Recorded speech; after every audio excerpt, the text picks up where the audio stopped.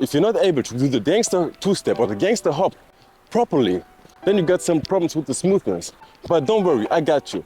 In this position, and instead you hop to give you the bounce, to make it more fluent, you just make it more cool and easy.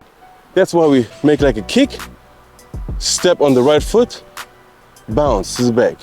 Left kick, step on the foot, right foot bounce back. Kick, right foot, left foot to the back, bounce. Left side, step down, right foot back, kick. Boom, tack, tack, tack, ha. And no faster.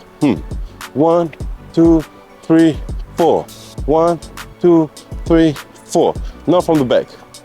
Right foot kick, step, left foot now.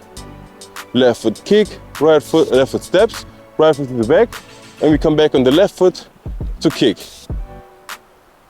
Like we kick, step, left foot.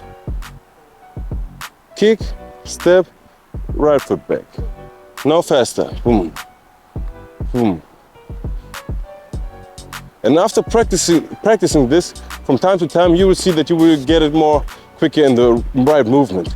That you will be able to do from this slow, cool movement. Yeah, let's do this. Come on.